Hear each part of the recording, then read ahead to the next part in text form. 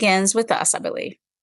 This is why I practice mindfulness. This is why I'm here with you to share a bit of what I've learned along the way about how these practices and being in communities of practice and learning from teachers who are committed, how all of this has helped me with, my day-to-day, moment-to-moment effort to kind of wake up to what is going on, to kind of fall awake, as my friend John Kabat-Zinn wrote in one of his recent books, right, to the reality that we do have agency. We do have power, as is identified in the Yoruba tradition, with which I'm becoming a little bit familiar, and kind of an African. One of the various ways that the African diaspora has helped us understand how we might reinforce our ability to make changes and recognize we all have this life force. We all have this what's called ashe in that tradition. And part of what oppression does is disconnect us from the sense that we have power. That's what, various interlocking kinds of oppressions will make it seem that somebody else has the power, some product. If you interlock politics and capitalism, and see some of the ways that we are really fixed at the intersection of political economy. I mean, capitalism tries to reinforce this idea that, yes, we're not just hyper individualized, but there's a product out there that somebody else is likely making, and we have to find the money to get for everything that we want to do in the world. And without money and without products and without the platform, we have no power.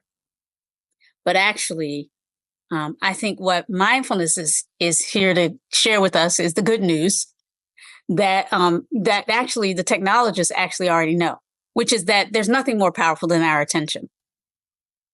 There's absolutely nothing more powerful than the power we have to place our mind, should we choose to accept it and cultivate it, at will, where we want to place it, as opposed to being dragged around, by every other sort of temptation out there and narrative about what we all need and what I need to be better, look better, et cetera, et cetera.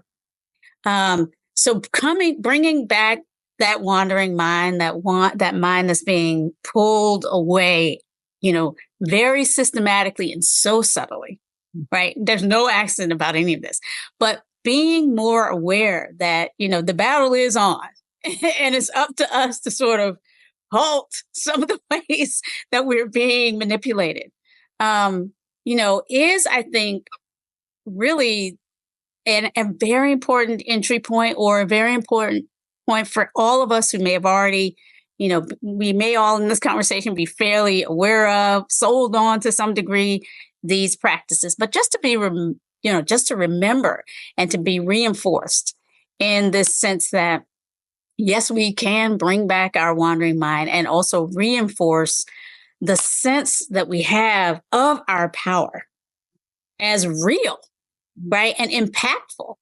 And maybe the only thing that's ever made real change from the bottom up possible. The fact that, we each have the ability to impact each other, to influence each other, to have each other sort of reconnect with our humanity, and the things that move us and that we care about. We all have this power. We can have a conversation with a stranger today that could change our lives forever. We could, we all have had the experience of, we're going along feeling one way. We meet one person, we have a conversation, we're feeling another, positive or negative. The music someone sings, whether as a product or in our lives, because our beautiful voices are available to us all the time.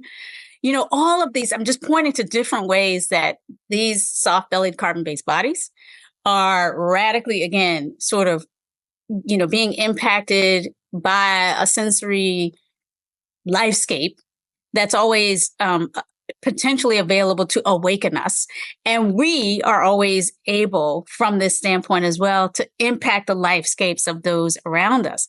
So, if we can really understand that mindfulness, as it invites us to pause, to come back home to the choices that we have, right? To come back home to the basic goodness inside and the simple contentedness that we can experience by just realizing that, from a conscious breath in a certain way, we are 100% restoring ourselves to maximal, you know, um, ease. Like this is what the body has been formed to do, to take from this bioverse, like the universe in which we're seated, this biosphere that we're in, just what we need to help keep moving us in the direction of well-being. Yes, that doesn't mean, this, of course, we know illness happens, sickness happens, and we also know that the body is constantly changing and one day will be no more. But all of that said, in the midst of this life, we do have these, again, all of this innate ability for a simple kind of good enough, well enough moment.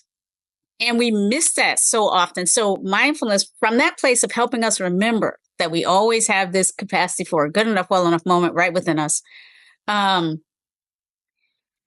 can then give us a little bit more of the energy to do the next best thing we can from where we are, to choose from the range of possible actions that we can take something that, we may have to change course because sometimes we think we're doing something that's for good and it turns out, we get some feedback that actually wasn't so good.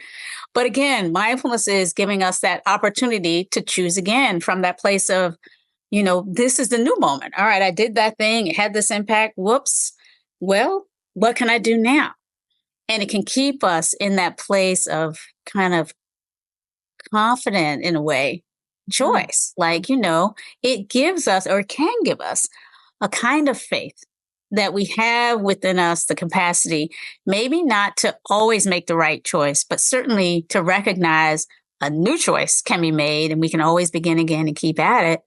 And as we do that, we inspire others